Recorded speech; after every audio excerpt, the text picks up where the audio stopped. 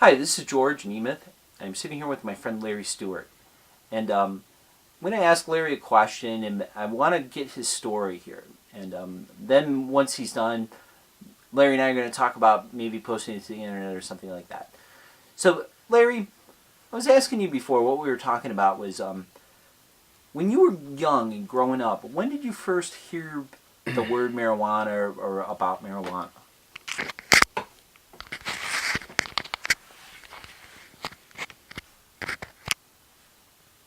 Probably the year 1960 is when I first heard the word marijuana.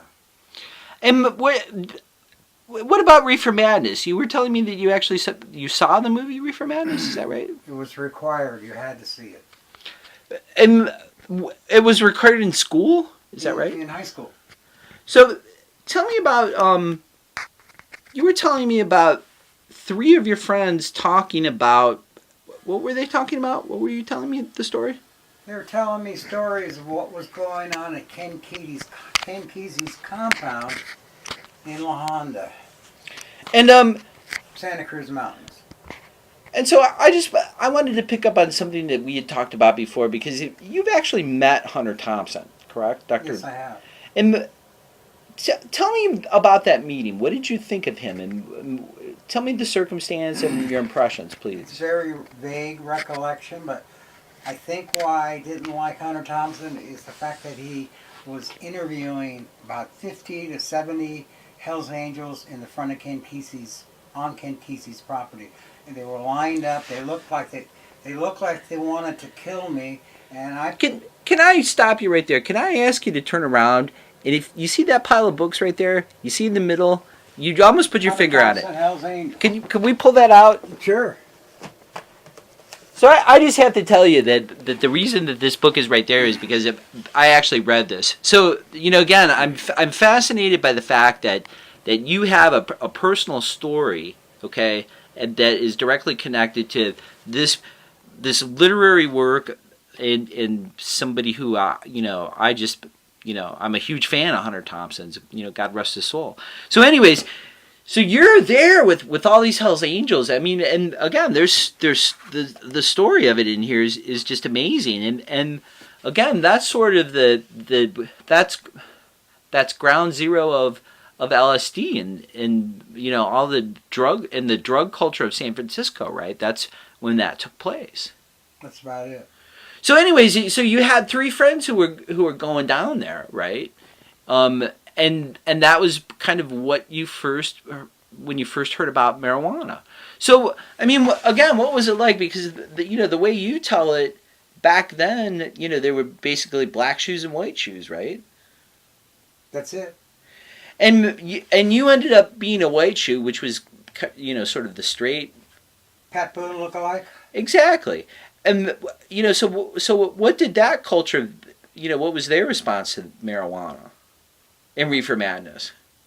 Did you guys shun it? Was it? I shunned it. They didn't. My three friends did not shun it.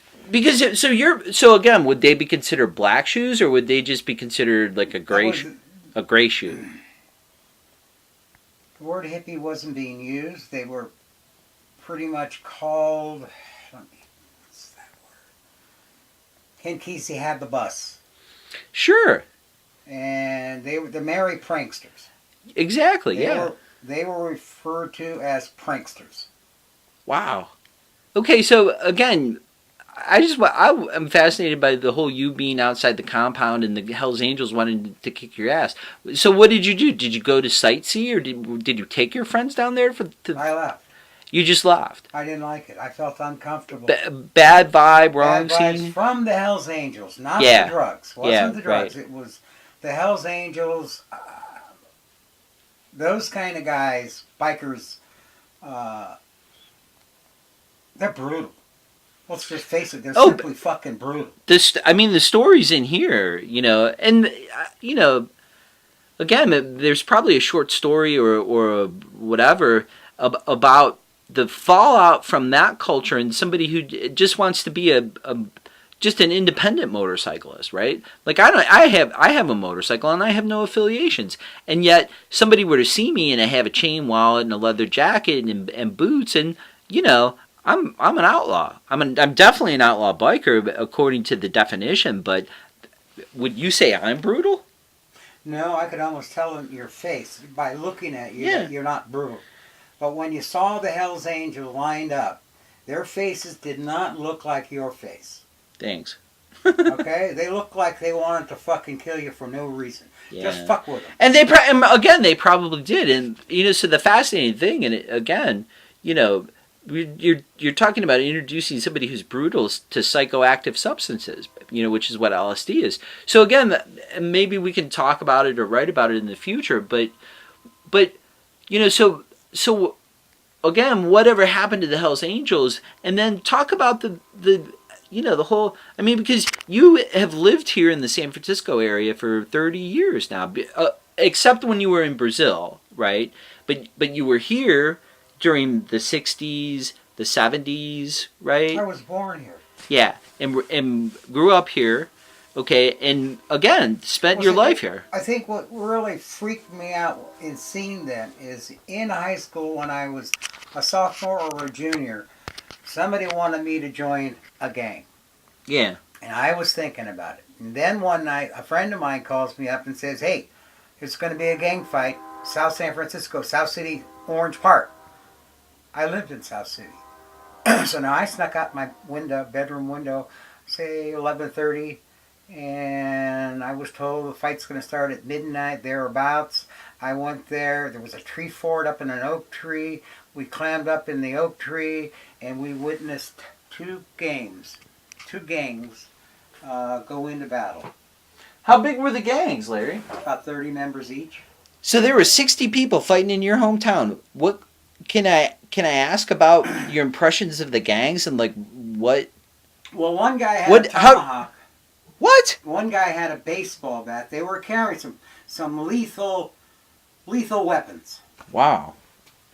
Tree branches, baseball bats, tire irons, and they weren't fucking around with them. They were actually smacking each other on the side of the face with a tire iron and a baseball bat. Back of the head, guys were going down. They were dropping on the ground. So, what happened though? I mean, I got sick. I puked. And that's what happened with you. And let me clarify the question. I mean, like, what happened with the fight? Did the police come? Well, the sirens came. That's. And so the police broke it up, and there was blood, right? There were blood. There was blood all over the place. The biker chicks were there with their thumbs wedged in their coin pockets. Whoa! So hold on a second. So this was actually biker gangs that were fighting, and it was like two outlaw gangs, motorcycle gangs. This wasn't just gangs; it was a motorcycle gang. Motorcycle gang, and then hot rods. Oh, so was it? How did they were? Again, I'm just trying to understand the makeup of the fight. Okay, there were hot rods on one side and bikes on the other, or it was both, and it was just two rival gangs, and they both had bikes and cars. My recollection, bikers were all on bikes. Cars, all cars, hot rods, souped up hot rods. So it was a case. So again, it was a case. It sounds like to me, which is why I'm asking the question. It sounds like it was bikes against the cars. That's it. and this was when you were younger, or how old were you? Do you think? Probably 13, 14. That's a rough way to start your teenage years, huh? Well, it prevented me from joining a gang. After I witnessed that altercation, or yeah, call it the gang fight. That was brutality right there. I mean, we were talking about the. They turned me off. Sure. Biker chicks turned me off. I didn't like them after that. I saw them standing there looking like they wanted to, eat each other's. Yeah, whatever. So one of the things that, again, when we first started talking that fascinated me is the whole. Remember when we talked about getting old and not being ready to get old and stuff like that? So when you were that age, did you think about being 68? What were you thinking about? How far ahead do you think you thought? A couple years, a few years? What were your plans like? Cars, get my driver's license, playing football, getting a girlfriend, but a Bobby Soxer girlfriend. not a biker chick. Sure. And that's the route I went. And again, even if that's sort of your plan, has that changed much? And because the question that I was thinking of before, what would you go if you could go? You know, again, and I'm playing with this whole concept of time, right? And you know, like if we had the ability to go back in time, and you could go back to a younger self, what would you do, right? What would you say to that person? Like, hey, don't do this, or hey, it's going to be okay. If you could go back to that person who saw the gang fight, even like, man, if I saw somebody that was sick and had to talk to them after a gang fight, what would you say to yourself? You still gonna join that gang? I said, no. Yeah. Fuck after that. Yeah. My answer to my friend saying, you still gonna join up with that gang? The rebel, Yeah. whatever? I said, are you kidding me? Right. You know? And when I pause and hesitate, because back when I was in high school in the 50s, we never said fuck. Yeah.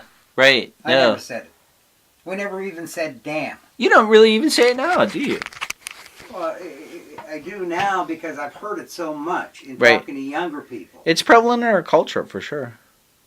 You know?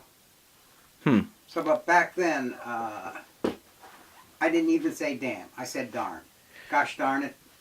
So, Larry, I'm going to stop because, you know, there's some... I'm falling off track? No. One of the considerations for these little videos or whatever is right now if I stop recording, it's going to be about 12 minutes. And I think that's a good length. And so I'm going to stop now. Thanks, everybody.